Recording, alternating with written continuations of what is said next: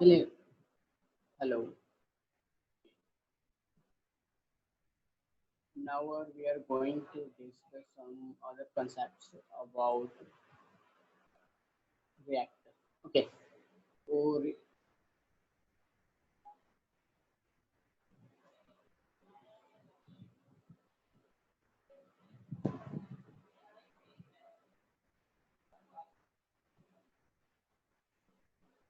तो कल हमने पढ़ा था कि बेसिकली हम प्रॉप्स पढ़ रहे थे, प्रॉपर्टीज।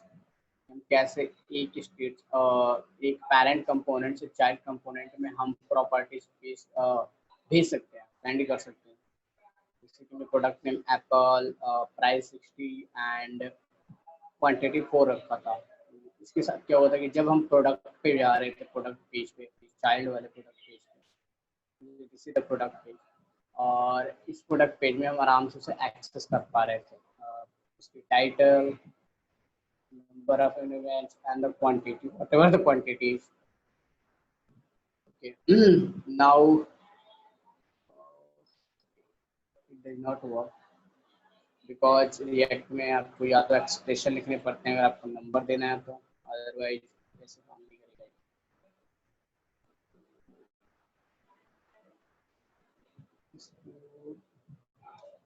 This my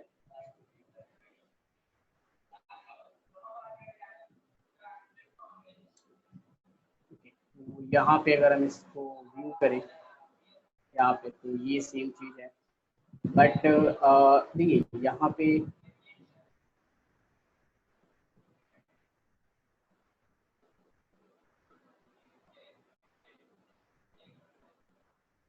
सीखा, मैंने अलाउ कर दिया है रिकॉर्डिंग। ओके, तो हमने अभी तक बस ये देखा था कि इस चीज़ को हम एक से ज़्यादा कंपोनेंट्स को लिख सकते हैं, कंपोनेंट्स बना सकते हैं। तो सबसे पहले तो हम इसमें थोड़ी सी स्टाइलिंग करेंगे एंड देन इसकी कॉम्प्लेक्सिटी है थोड़ी सी, एटलीस्ट इस चीज़ को तो रिड्यूस करेंगे अगर हमें बहुत ज़्यादा लिखना हो। तो ये थोड़ा सा कंपोनेंट की डिजाइनिंग डाल देते हैं एंड देन उसके बाद इसको चेंज करते हैं। First of all we have to go here. यहाँ पे जैसे कि आप बूटस्ट्रैप को कॉल कर सकते हो, बूटस्ट्रैप यूज कर सकते हो रिएक्ट में भी। यहाँ पे दो तरीके होते हैं बूटस्ट्रैप यूज करने के। They are called react strap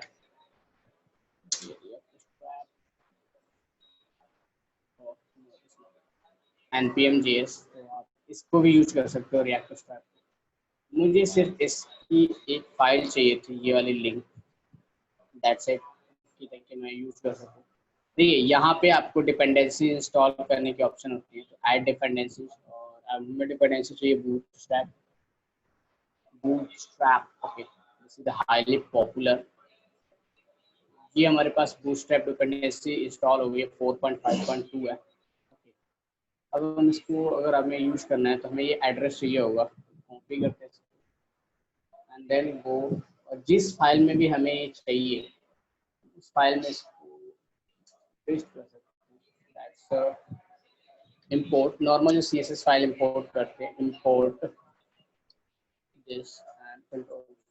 okay, now bootstrap in the file, हमने इसे use could not find module in the path bootstrap।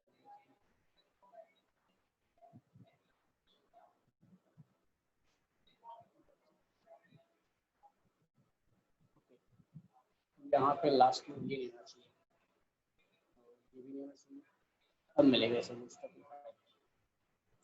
Okay, और इसको थोड़ा सा अच्छा लुक देने के लिए हमें इस चाइल्ड कंपोनेंट को, व्हाटएवर द कंपोनेंट है, यहाँ पे भी कॉल करते हैं import। आप चाहो तो डायरेक्ट index.html फाइल में भी ऐड कर सकते हो, बट मैं भी इसे index.html में ऐड नहीं कर रहा, मैं बस इसको ऐसे ही ला रहा हूँ। और मुझे इसको बेसिकली कार्ड बनाना है, तो मैं क्लास नेम यूज करूँगा, class name equal to this card। ये मेरी सारी की सारी प्रॉपर्टी पे कार्ड का फॉर्म दे देगा।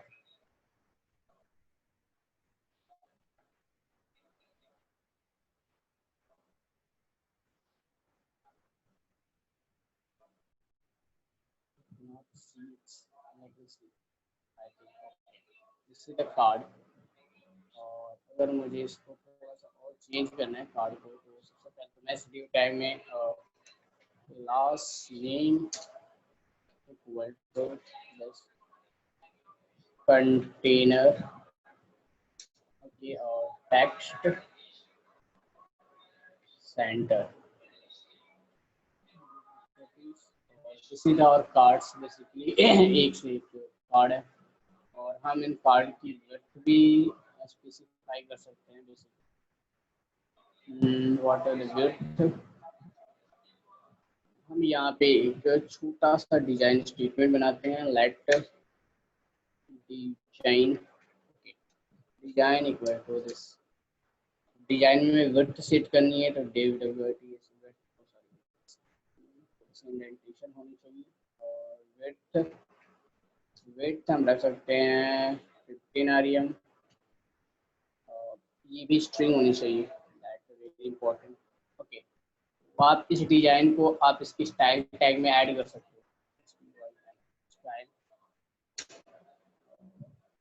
स्टाइल एट्रीब्यूट में हम क्या करेंगे, यहाँ पे हमें जावास्क्रिप्ट ऑब्जेक्ट चाहिए, तो डिजाइन ये क्या करेगा, स्पेसिफाई कर देगा ये जो भी कार्ड, ये सारे के सारे कार्ड बनेंगे और ये सारे कार्ड की विड्थ सेट करेगा। देखिए ये विड्थ हो गई है, और ये यहाँ पे not so much required for us. Now we can see that little bit better है पहले से as compared to previous one. This is the much better. Okay. अब हमारे पास क्या है कि हम कार्ड कंपोनेंट्स को, अगर मान लीजिए मुझे और भी थोड़े ज़्यादा कार्ड कंपोनेंट चाहिए होंगे, let's suppose there are some more components, okay, और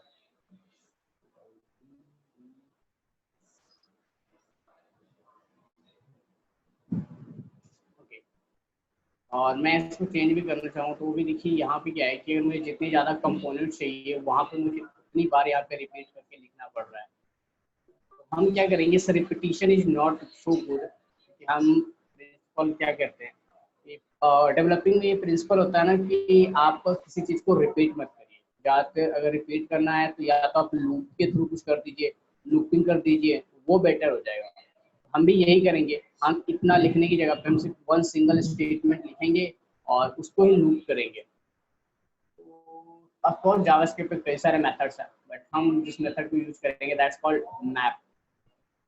but before that map use करने से पहले हम क्या करेंगे ना, यहाँ पे जो नेम है इनका एक डाटाबेस बनाते हैं, एक डेटा बनेगा, ये लोकली डेटा होगा। हम क्या करेंगे, एक कंपोनेंट बनाएंगे, that's a component name is create a file that's a proof data fruit data fruit data.jsx, js होगा नॉट jsx, डेटा हो गया। अब यहाँ पे हम एक एरे बनाएंगे जो सारे डेटा को कंटेन करेगा, लेट const उसके बाद data fruit fruits equal to, ये एरे होना चाहिए। और एरे हम बनाएंगे किस चीज का, एरे बनाएंगे हम सारे ऑब्जेक्ट्स का। अब इस ऑब्जेक्ट्स के अंदर हम लिखेंगे नेम हम कुछ भी लिख सकते हैं, whatever the colour is Apple, okay, and properties 6 अगर देते हैं, कलर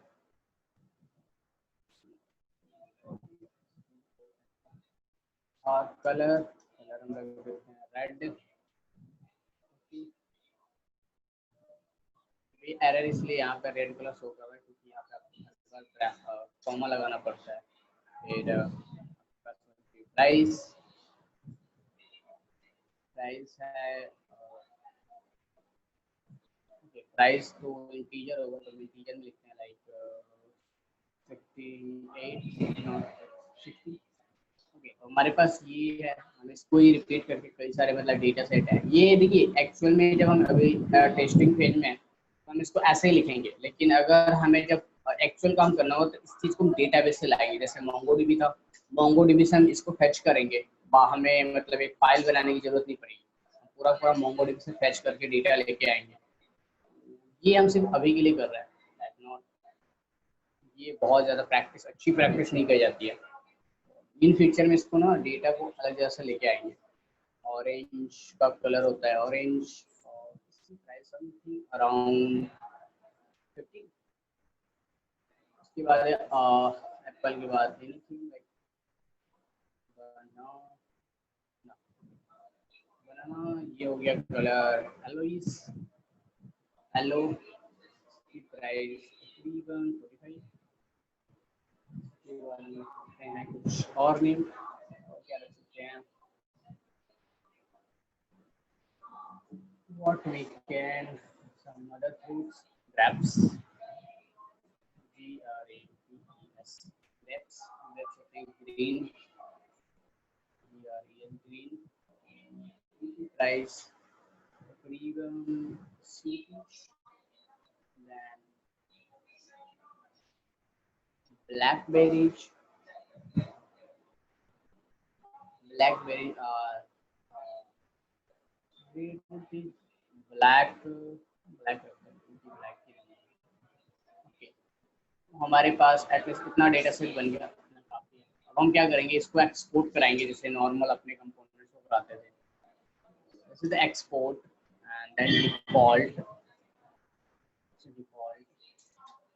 डिफॉल्ट इसके बाद जो नेम है हमारे, तो हमारा नेम है फ्रूट्स, फ्रूट्स। अब ये क्या करेगा, ये जितनी भी एरे है, एरे के अंदर पूरा पूरा डॉक्यूमेंट, ये पूरा पूरा एरे वाला सिस्टम है, इसको एक्सपोर्ट करेगा, और हम जहाँ पे चाहे वहाँ पे इंपोर्ट कर सकते हैं। तो हम इस फाइल में इंपोर्ट करेंगे, इंपोर्ट, इंपोर्ट क्या करना है, इंपोर्ट हमें चाहिए फ्रूट्स, फ्रूट्स फ्रॉम, कहाँ से हम इंपोर्ट करेंगे, dot slash components, direct data components, क्योंकि वो सेम फोल्डर के अंदर है, तब वो कंपोनेंट्स इस मेन फोल्डर का नाम लिखने की जरूरत नहीं है, सेम फोल्डर में लिखने की जरूरत नहीं है। फ्रूट्स, ये फ्रूट्स हमारे पास क्या आ गया, ये जो एरे हमने बनाया है, ये पूरा का पूरा एरे हम फ्रूट्स के थ्रू एक्सेस कर सकते हैं। अब हमें पता है कि एरे जब होता है तो एरे में हम क्या यूज कर सकते हैं, डेफिनेटली हम एरे हो या एरे की किसी प्रॉपर्टी हो तो हम आराम से उसकी जगह पे मैप फंक्शन यूज करते हैं। अगर हमें मैप फंक्शन यूज करना है, उसके लिए सबसे पहले देखिए, मैप फंक्शन एक जावास्क्रिप्ट फंक्शन है। Map function we have to use curly braces, curly braces के बाद हमें, कर्ली ब्रेसेस के बाद में लिखना है फ्रूट्स,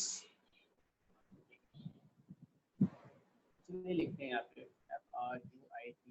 फ्रूट्स, फ्रूट्स डॉट, यहाँ पे फंक्शन लिखेंगे मैप, ओके, मैप फंक्शन। तो आपको पता है मैप फंक्शन के अंदर एक कॉल बैक होता है, मैप फंक्शन के कॉल बैक होगा, इसमें एक वैल्यू पास होगी,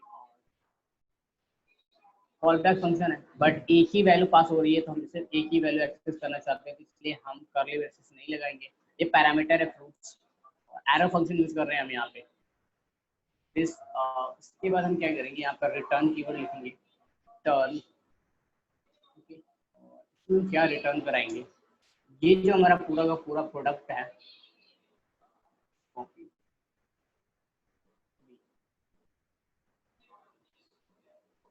ये जो पूरा पूरा प्रोडक्ट है, ये कॉपी करा दें। और अगर मैं आपको इसको कट कर दूं, सीरीज आउटपुट देखिए, सारा सारा एप्पल ही आ गया। इसका मतलब कि हम एक चीज़ को एक्सेस करा सकते हैं, क्योंकि हमें अलग अलग इसके अलग अलग डेटा को एक्सेस करना है, तो इसके अलग अलग डेटा का भी नाम दे सकते हैं। क्या करेंगे, इसको छोटा कर जैसे, तो अब हम इनकी जगह पे हार्ड कोडेड वैल्यूज की जगह पे हम क्या लिखेंगे, अपने वेरिएबल्स का नाम लिखेंगे।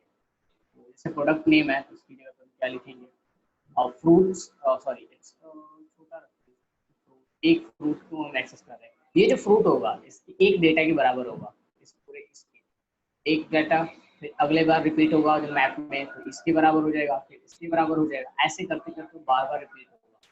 एक वैल्यू, जैसे कि अगर मान लीजिए ये वैल्यू है, पहली बार है, तो इस फ्रूट का क्या एक्सेस करना चाहते हैं, नेम, क्या लिखेंगे, fruit, fruit dot name, okay. उसके बाद हम प्राइस की जगह पे क्या लिखना चाहते हैं, फिर होगा फ्रूट डॉट प्राइस,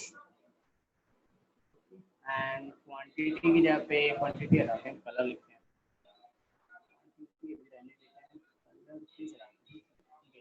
इसमें लिखेंगे फ्रूट, फ्रूट डॉट प्राइस है, कलर है, नेम है, कलर भी है, हम ये तीन चीज़ें इसमें पास कर रहे हैं। बेसिकली क्या होगा कि यहाँ पे एक क्वांटिटी मिसिंग है, वो क्वांटिटी शो नहीं करेगा, उसे क्वांटिटी को कलर बनाना पड़ेगा। तो ये डेटा तो हमने पास कर दिया, उसे रिपीट करके, और हमें बार बार रिपीटेशन भी नहीं करना पड़ा। ये सिंपल, चाहे में कितना भी डेटा हो, आप सिंपल मेथड से आप आराम से उसे यूज कर सकते हैं, दैट नॉट प्रॉब्लम। उसके बाद हमें यहाँ पे क्या करना है, क्योंकि हमारे पास प्रॉप्स आ रहा है, प्रॉप्स में सारी वैल्यूज आ रही है, fruit name, fruit price and colour आ रहा है, हम एक्सेस करेंगे। जैसे कि हमारे पास क्वांटिटी की जगह पे हम कलर लिखेंगे, ओके, और इस क्वांटिटी की जगह पे भी हम कलर लिखेंगे। अब हम अगर चेक करें अपना, देखिए, sorry it's not quantity, it's colour.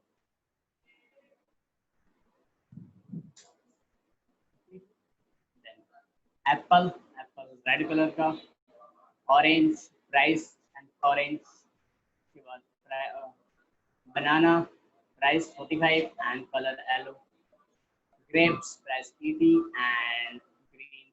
अब ये देख सकते हैं कि आप इसको कितनी इजी तरह से आप, देखिए इसका फायदा क्या हुआ कि अगर आपके पास बहुत ज़्यादा डेटा भी हो, लेकिन देखिए पहले क्या था कि अगर हम लिखना चाहते थे, जितना भी हम लिखना चाहते थे उतनी बार मुझे इसको रिपीट करना पड़ता था। अब मुझे ऐसा नहीं करना पड़ेगा, अब मुझे बस अगर मुझे एक नया डेटा ऐड करना है, मुझे क्या करना है, सिर्फ उसको कॉपी करना है, या अगर डाटा बेस हो तो और ज़्यादा ईजी है, पेस्ट कर देना है। फिर अगर मुझे कुछ और लिखना हो, for example STRAW strawberry, because strawberries I think it's like red color, radish,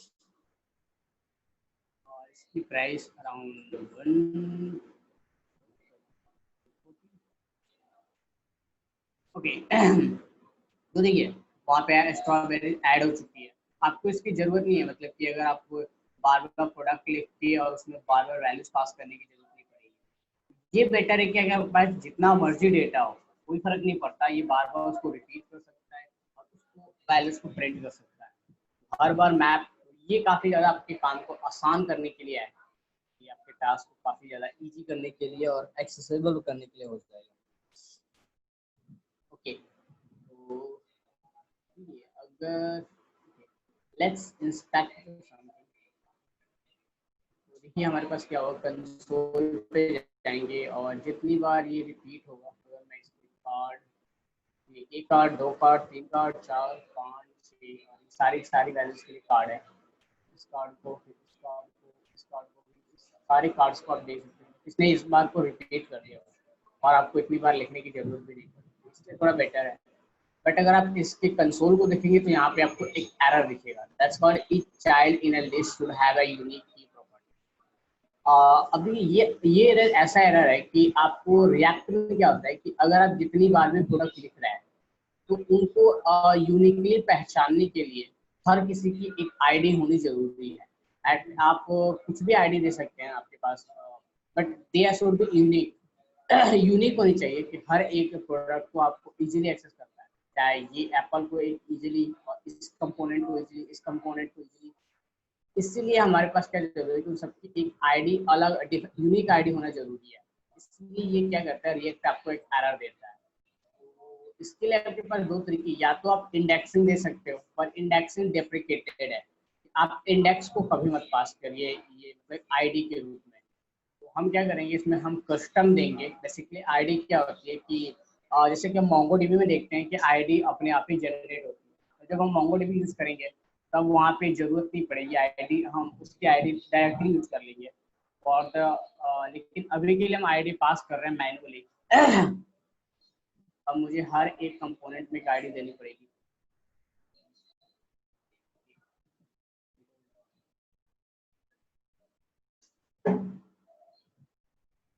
ID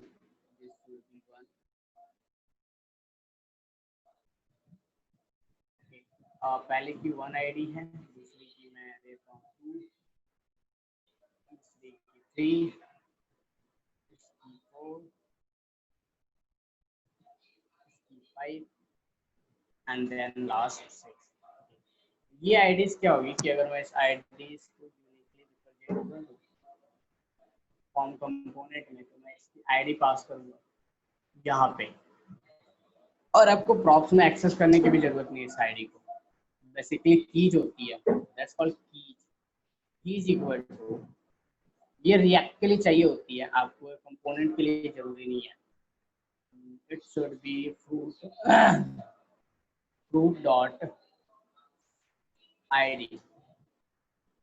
okay, let's see this next. अगर आप इसको देखेंगे तो वार्निंग, ये आपकी वार्निंग, और रिफ्रेश करेंगे तो आपका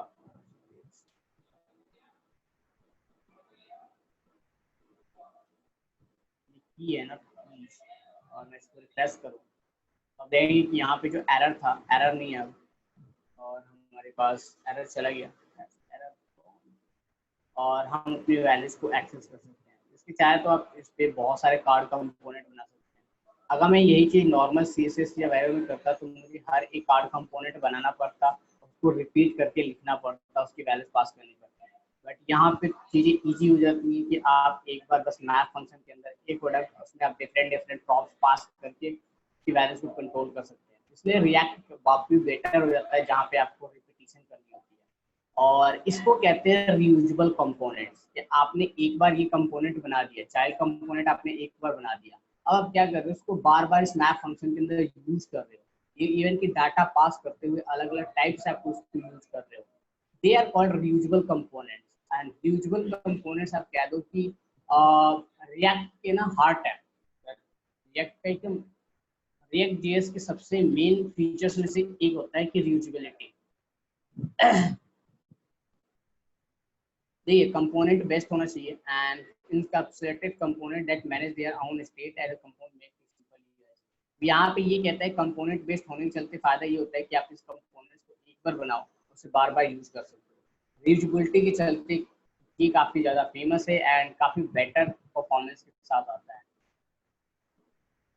Reusability, one of the most important factor of the React. Okay, I hope you understand. देखिए, चलिए इसको थोड़ा सा और डिजाइनिंग कर देते हैं। कितना अच्छा होता है कि इसकी कलर के हिसाब से हम चेंज कर सकते हैं। कल मैंने आपको एक टास्क दिया था कि आपको कलर के हिसाब से कि इनपुट में जो भी कलर भरे वो कलर का हो जाना चाहिए। आई होप आपने टास्क किया होगा, अगर नहीं भी किया तो कोई बात नहीं। तो हम इसके कलर को थोड़ा सा चेंज होता है, लाइक डिजाइन है, डिजाइन में चाहे तो ये पूरे एक कंपोनेंट है। अब देखिए इसमें क्या है कि कलर आ रहा है, अगर मैं चाहूँ तो डिजाइन में कलर भी चेंज कर सकता हूँ। यहाँ पे मैं क्या करूँगा, कलर क्या करूँ, सिंपली कलर देखूंगा बस। और ये कलर क्या है कि CSS कलर है, और ये कलर है कि जो मैं ऑप्शन पास कर रहा हूँ वो कलर। यहाँ पे क्या होगा, जो चीज़ जिस कलर की होनी चाहिए, जैसे एप्पल रेड कलर का होना चाहिए थी, सारी चीज़ें एप्पल रेड कलर से होगी। एंड अगर ऑरेंज इस कलर का होना चाहिए, this is orange. Banana yellow colour का, ग्रेप्स ग्रीन कलर का, ब्लैकबेरी ब्लैक कलर की, स्ट्रॉबेरीज रेड कलर की। तो ये ऐसे आप चाहो तो ढेर सारे कंपोनेंट्स बना सकते हो, अलग अलग तरीके के कंपोनेंट्स बना सकते हो, उनके साथ प्ले कर सकते हो। तो ये काफ़ी ज़्यादा बेटर ऑप्शन होता है। अगर आपको इतनी चीज समझ में आ गई है यहाँ तक रिएक्ट, देखिए यहाँ तक हमने रिएक्ट के काफी इंपॉर्टेंट कंसेप्ट कवर किए हैं, और इम्पोर्टेंट कंसेप्ट है। तो अगर आपको समझ में आ गया तो आप चैट बॉक्स में यस लिख दीजिए, फिर हम आगे बढ़ते हैं।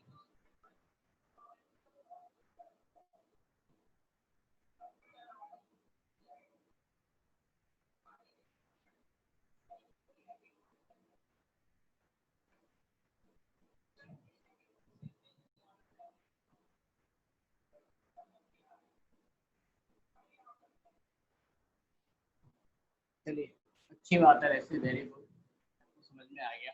और ऐसे ही प्रैक्टिस करते रहिए ताकि आपको ये चीज़ें काफ़ी इजीली समझ में आ जाए, क्योंकि आपको बार बार इन चीज़ों काम करना पड़ेगा। तो देखिए, रिएक्ट में सबसे ज़्यादा आपको जिन चीज़ों से साथ वो दो चार होना पड़ता है वो होते हैं रिएक्ट के प्रॉप्स, स्टेट प्रॉप्स, कंपोनेंट में किसी भी अगर रिएक्ट एप्लीकेशन में ये सारे सबसे इंपॉर्टेंट फैक्टर्स होते हैं, तो इनकी प्रैक्टिस सबसे ज़्यादा जरूरी होती है। And now we are moving to, चलिए ठीक है, अब हम मूव करते हैं कंडीशनल रेंडरिंग पे।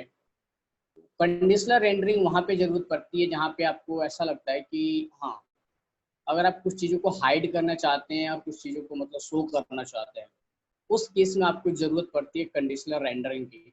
मतलब कि जैसे कंडीशनल रेंडरिंग बोले तो इफ एल्स स्टेटमेंट, कि अगर एक कंडीशन मैच हो तो ये स्टेटमेंट एग्जीक्यूट हो, अगर सेकंड कंडीशन मैच हो तो ये स्टेटमेंट एग्जीक्यूट हो। They are called conditional rendering.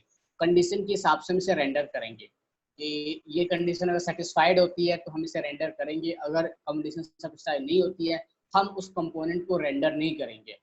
उसके बेसिस पे भी हम चाहे तो रिएक्ट में कंडीशनल रेंडरिंग की फीचर है तो आप उसे को यूज कर सकते हैं। चलिए हम कंडीशनल रेंडरिंग करते हैं। और कंडीशनल रेंडरिंग में क्या है, ओके डाटा कंपोनेंट है, इसको छेड़ना ही नहीं है। और fruits dot map और fruits dot return, ओके यहाँ पे हम कंडीशनल रेंडरिंग करेंगे। और मैं आपको सिर्फ दिखाना चाहता हूँ कंडीशनल रेंडरिंग होती कैसी है, आप चाहो तो उसको अलग अलग तरीकों से यूज कर सकते हो। इसका नेम चेंज कर दें।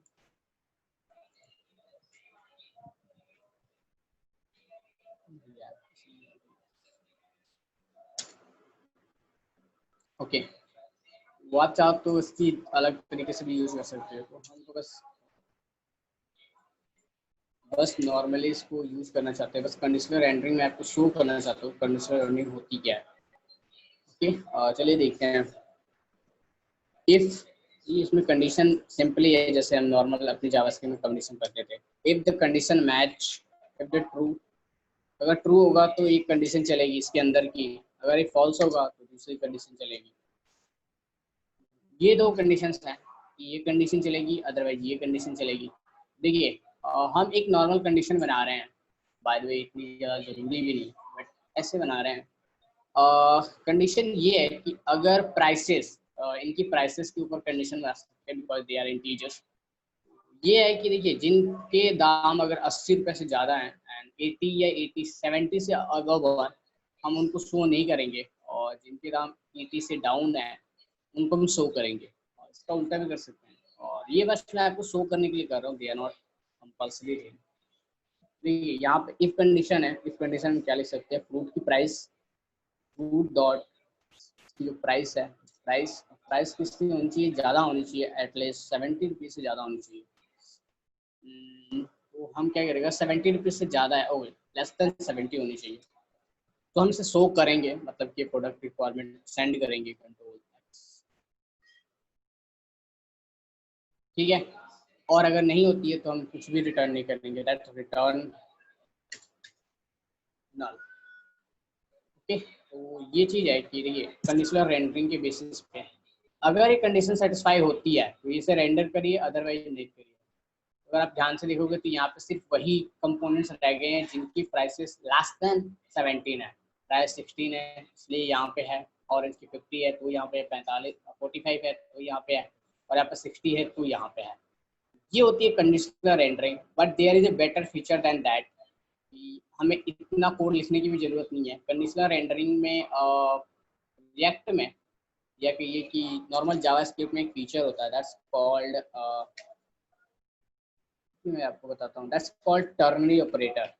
टर्नरी ऑपरेटर, ओके, तो आप उसको यूज कर सकते हो टर्नरी ऑपरेटर को। आई होप आपने पढ़ा होगा या नहीं पढ़ा, अगर नहीं पढ़ा तो मैं आपको बताता हूँ, पढ़ा है तो अच्छी बात है। हम इस टर्नरी ऑपरेटर को यूज करेंगे, और देखिए इसको काफ़ी ज़्यादा सिंपल है। टर्नरी ऑपरेटर की अगर मैं सिंटैक्स की बात करूँ तो सिंटैक्स में ये होता है, ठीक है, सबसे पहले तो कंडीशन होती है, कंडीशन, ओके। अब कंडीशन के बाद एक क्वेश्चन मार्क, क्वेश्चन मार्क के बाद इफ की स्टेटमेंट होती है कि आप इफ स्टेटमेंट में क्या करना चाहते हो, इफ स्टेटमेंट, ओके। और इसके साथ एक कॉलन होता है, कॉलन होने के बाद एल्स स्टेटमेंट होती है, एल्स स्टेटमेंट, ओके। एक कंडीशन, उसके बाद इफ स्टेटमेंट, उसके बाद कॉलन, कॉलन के बाद एल्स स्टेटमेंट। ये होती है टर्नरी ऑपरेटर लिखने की तरीका। हम इसको टर्नरी ऑपरेटर में कन्वर्ट करेंगे। चलिए इसको टर्नरी ऑपरेटर में कैसे कन्वर्ट करेंगे, पहले इस चीज़ को हम कमेंट करते हैं और कमेंट करने के बाद हम यहाँ पर कंडीशन लिखते हैं। सबसे पहले हमारी कंडीशन होनी चाहिए दैट कि हम इसको रिटर्न भी करना है, पहले रिटर्न कीवर्ड लिखेंगे रिटर्न। ओके, रिटर्न के बाद टर्नरी ऑपरेटर में fruit dot price should be greater than 70। इसके बाद हमारे पास टर्नरी ऑपरेटर में क्वेश्चन मार्क, फिर इफ के स्टेटमेंट होती है, इफ के स्टेटमेंट के लिए उसके बाद कॉलन, फिर आपके पास स्टेटमेंट होती है नल की, मतलब कि आपके पास कुछ नहीं करना। अगर हमारे पास कुछ नहीं है तो हम नल रिटर्न करेंगे, अगर हमारे पास है तो हम ये चीज रिटर्न करना चाहते हैं प्रोडक्ट एक्स जेड कॉपी। और इसमें हम आराम से देख सकते हैं आई होप कि कोई एरर नहीं देगा। देखिए ये काफ़ी ज़्यादा सिंपल और छोटा हो गया कोड रादर देन इतना लंबा कोड लिखने के लिए। और अगर आप this is little bit different कि हमने ये लिख दिया कि अगर 70 से ज़्यादा हो तो शो करे, हमें प्रीवियस जैसा आउटपुट चाहिए तो हमें लेस देन लिखना पड़ेगा। आपको आई होप कि ये चीज़ आप देख सकते हैं कितना ज़्यादा इजी हो गया। ओके, तो ये होता है टर्नरी ऑपरेटर। आप टर्नरी ऑपरेटर के बेस पे आप इसे कर सकते हो। अभी तो हमारे पास टाइम ये खत्म हो गया। नेक्स्ट क्लास में हम उसके बाद इसके आगे करते हैं